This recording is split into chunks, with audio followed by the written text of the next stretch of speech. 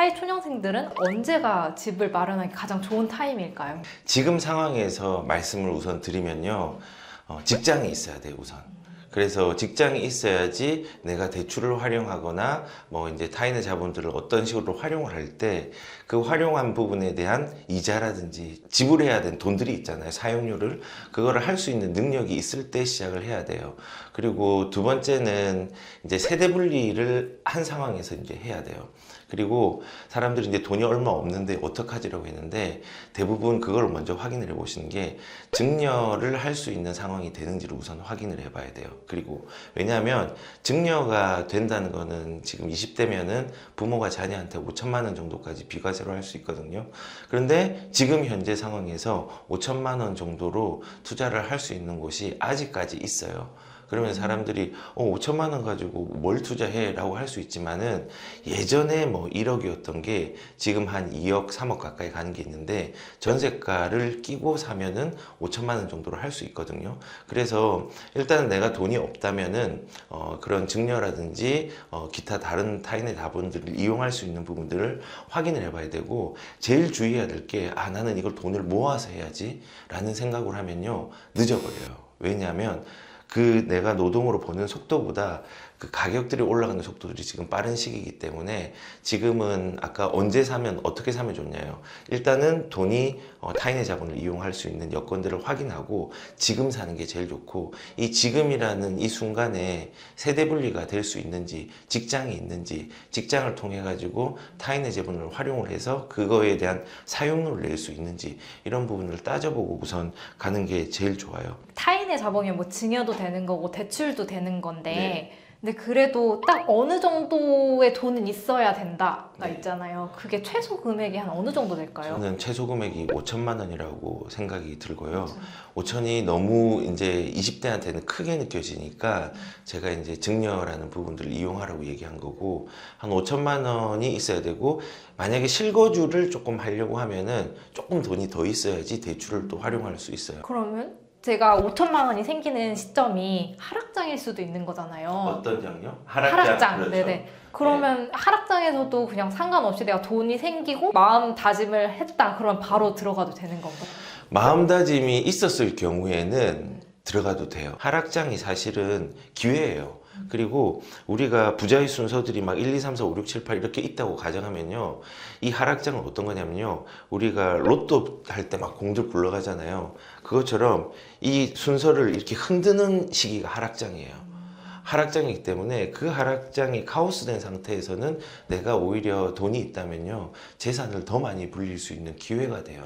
그렇기 때문에 그때를 좀 준비하시는 것도 나쁘지 않고 그렇다고 지금 돈이 있는데 나 하락장에 사야지라고 하면은 절대 안 됩니다. 예, 지금보다 더 무섭기 때문에 지금 기다렸다면 그때는 그 다음에 정상화된 시장을 또 기다릴 거예요.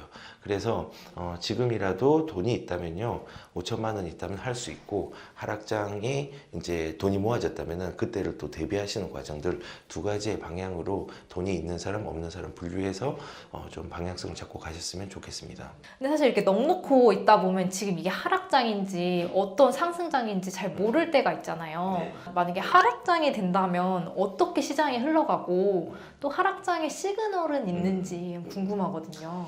지금 다음 장이 하락장이에요. 오. 예, 맞아요. 그리고 반드시 와요. 그리고 하락의 어떤 신호들은요, 청약시장을 보면 돼요. 만약에 이 청약시장이 싸늘해지면요, 하락시장이 이제 도래한 거예요. 싸늘해지는 게 점점 내려가는 거. 청약 경쟁률이 지금 8월달 같은 경우에 과천에 얼마 전에 린 파멜리아라고 했거든요. 걔가 경쟁률이 718대 1이었어요. 엄청나죠. 그리고 레미안 디에트르라는 게 있어요. 예, 그 동탄에 있는 그 경기도의 인기 좋은 지역의 입지의 청약 경쟁률도 800대 1 정도 가까이 갔단 말이에요. 그러니까 이런 상황을 보면은 아직까지는 조정장이나 하락장이 오진 않을 것 같은데 이게 이제 점점 줄어드는 시기가 있어요. 청약 시장의 어떤 경쟁률이라든지 과열이 줄어드는 시장은 시그널이에요. 하락의 시그널. 예, 그래서 그런 청약시장의 과열 현상을 보고 지금 서울 같은 경우는 최초로 세 자릿수대의 경쟁률이 평균이 넘어갔거든요. 이거는 아직까지 조금 유지될 수 있는 가능성이 크고 그 이유가 뭐냐면 공급이 너무 없어요. 공급이라는 게 우리가 그냥 단순한 거거든요. 수요와 공급의 원칙에 의해서 우리 자본주의 시스템이 움직이고 있는데 지금 공급한 물건 많이 없는데 수요자는 불안한 심리 때문에 더 몰려 있어요. 그리고 수요자를 누르고 있으니까 공급으로 가고 싶은데 못 가고 있는 상황이란 말이에요. 근데 지금 이런 상황에서 사실은 우리가 좀 봐야 될 부분들이 그 이제 하락의 시그널에서 미분양에 대한 부분이 있는데 미분양이 지금 역대 최저치를 이루고 있어요. 미분양이 쌓이면요 하락의 신호예요. 근데 미분양이 지금 거의 우리가 이렇게 활성화가 된 이래에 최고 낮은 최저점 거의 서울 같은 경우 0이라고 보시면 돼요. 아예 없어요 거의. 악성 미분양도 지금 소진되고 있어요. 이거는 하락의 징조가 아니라 오히려 상승의 시그널이 더 큰 거예요. 그래서 이런 미분양을 보면요 하락에 대한 시그널들을 분명히 또 알 수가 있고요. 그리고 이제 세 번째는 그 주택 매매 지수라는 게 있어요. 그리고 또 통계 보면 통화량이라는 게 있어요. 특히 이제 협의 통화, 광의 통화, M1, M2라는 게 있는데 요건 한번 공부를 해보시고요. 그 중에서 간단하게 M1은 그냥 지금 바로 뺄 수 있는 돈이에요. 그리고 M2는요 한 2년 이상의 조금 중장기 적금들이 묶여 있는 건데 이 M2랑 주택 이제 매매 지수를 두 개를 같이 봐야 돼요. 그래서 주택 매매 지수보다 이 M2의 비율들이 올라가 있잖아요. 올라가 있으면은 상승장이에요. 지금 올라가 있는. 지금 많이 올라가 있어요. 지금 쫓아가고 있는데 많이 올라가 있어요. 근데 거꾸로 이 매매 지수보다 이 이제 앞 M2의 양이 내려가 있잖아요. 그러면은 하락에 대한 부분이 돼요. 그래서 이 좁아지는 간격들을 봐야 돼요. 그래서 제가 이제 경제에 대한 부분을 공부하라는 게 이런 것들을 이해하고 있으면요 예측을 어느 정도 할 수 있어요. 그리고 세 번째는 세금의 변화를 봐야 돼요. 세금이 정책. 예, 정책이죠. 완화되는 정책들이 나오면요 그때는 우리가 이제 부동산을 사야 되는 시기예요. 예를 들어서 2013년도에 양도세 특별 감면이라는 시기가 있었어요. 그때는 어땠냐면요. 위례 지금 없어서 못 들어가잖아요. 위례가 양도세가 감면되는 시기고 비과세로 그냥 갈 수 있는 시기가 있었어요. 거주를 하지 않아도요? 거주를 하지 않아도 상관없이요. 그래서 거주의 요건이 2017년도 8월부터 생긴 거예요. 되게 얼마 안 됐어요. 예. 그래서 그렇게 이제 세금의 변화가 조세의 변화들이 일어나고 그 다음에 대출에 대한 변화들이 일어나요.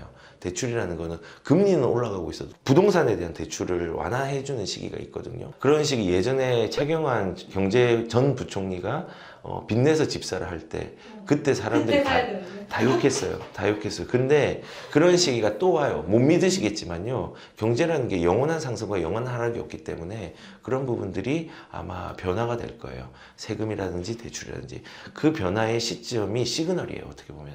그때 사서 지금같이 상승장에 보유할까 팔까를 고민해야 되는 시점이 바로 그 시점이거든요.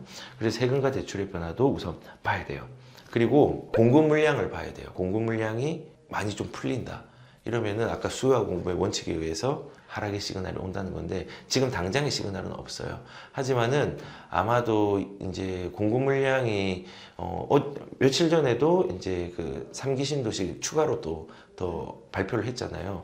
그 공급 물량이 지금 기존의 3기 신도시, 그다음에 정부에서 하는 거, 그다음에 뭐 정비 사업에서 하는 물량들, 그리고 지금 현재 얼마 전에 나왔던 물량들 이런 거 좀 100%는 나오지 않겠지만 그게 한꺼번에 나오는 시기가 분명히 있을 거예요. 입주 시기를 말씀하시는 입주 시기죠. 예, 입주 시기가. 그 시기는 또 하락장이 될 가능성이 커요. 왜냐면은 물량 앞에 장사 없어요. 그 예를 들어서 뭐 지금 분당 같은 경우도 예전에 분당이라든지 1기 신도시 나왔을 때 1990년대 초반이죠. 그때는 정말 상승하다가 물량이 쏟아지니까 하락으로 완전히 접어들었어요. 그래서 그런 공급 물량이 많이 나오는 입주 물량 시기를 정확하게 한번 보는 게 또 좋고요. 마지막으로는 경제 위기죠. 우리는 IMF와 서브프라임을 겪어봤잖아요. 근데 이때의 하락장은 그렇게 길진 않아요. IMF 때도 거의 1년 만에 회복을 했고요. 서브프라임도 2년 만에 회복을 했어요. 그러면은 그 하락장에 사람들이 위기라고 생각하는 그 시기를 내가 현금이 있다고 하면요. 또 집을 살 수 있는 시기는 돼요. 근데 이거는 되게 힘들게 사야 돼요. 왜냐하면 쉽지 않아요. 그때 용기 가지는 게. 그래서 그런 시그널들이 뭐 있다는 부분이, 변화가 있다는 부분이 생기면은 우리가 이제 하락으로 좀 봐야 되는 거고, 지금 상황에서는 하락의 시그널이 하나도 없다. 공급도 없고 그쵸. 아까 M1, N2 아까 말씀하신 것도 그렇고 정책도 지금 규제 너무 심하고 그 규제가 거래를 막고 있거든요. 그 거래를 막고 있고 기존의 공급들과 신규의 공급들이 있는데, 기존의 공급은 기존 주택을 거래하는 거예요.